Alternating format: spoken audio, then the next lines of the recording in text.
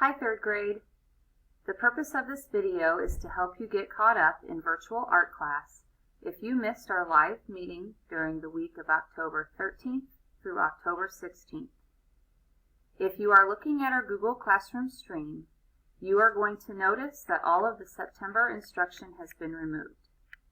Most of that information has been moved into our new and improved virtual art classroom at the bottom of the stream. Now, if you're going to click on that file, the first page has links to helpful information and answers to frequently asked questions. The next page has links to our monthly choice boards for each grade level. Then you will find links to our monthly tips and techniques.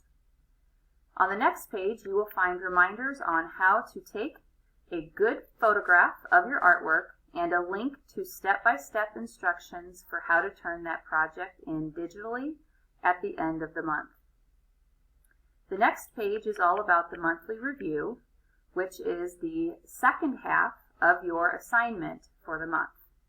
You can read these questions here, or you can listen to the questions by clicking on the icons that are linked to videos.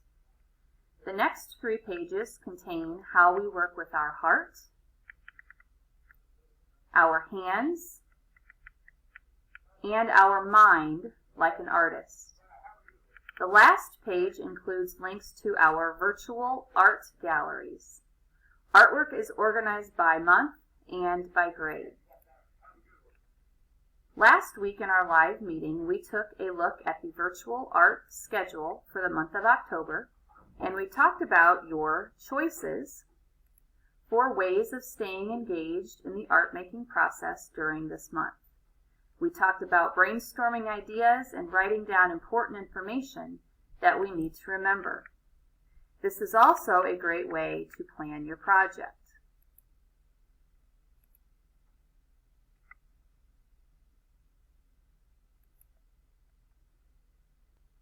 This week I have tips and techniques that I'm going to be teaching you. These tips and techniques could be something that you include in your art project this month, but are not a requirement. No matter what, learning about different artists and art making techniques is a way for you to learn and grow as an artist. When you open this file, you will notice the first page has a link to where you can watch me work. The next page has examples of op art. Op art, which is short for optical art, is a style of visual art that uses optical illusions. Op art works are abstract, with many better known pieces created in black and white. Typically, they give the viewer the impression of movement, hidden images, flashing or vibrating patterns, or of swelling or warping. Bridget Riley is an English painter known for her op art paintings. She lives and works in London, and her style was developed in the 1960s and was influenced by many different sources, one of which was George Seurat and his technique of pointillism. On this next slide, I'm going to ask you, what do you see? Do you see rectangles, or do you see circles? The blotted line technique was invented by Andy Warhol. Andy Warhol's drawing, "The Cat Resembled My Uncle Pierre," is one of many illustrations he created using a type of line drawing known as the blotted line technique. Warhol first experimented with blotted line while still in college. He then continued to craft this technique in his commercial work in New York City through the 1950s. Blotted line helped Warhol to create a variety of illustrations along with a similar theme. This type of production allowed him to bring multiple ideas to clients to increase the odds that one of his drawings would be chosen for the final advertisement. Blotted line combines drawing with basic printmaking.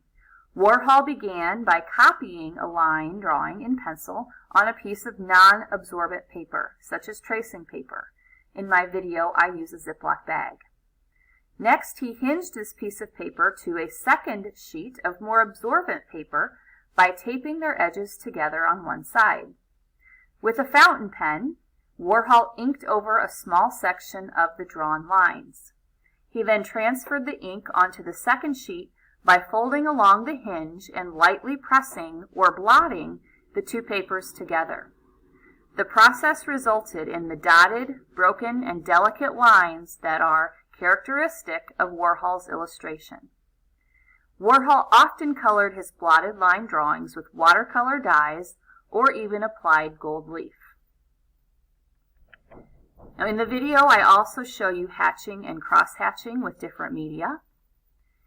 And I made this fall leaves collage using different printmaking techniques and security envelopes.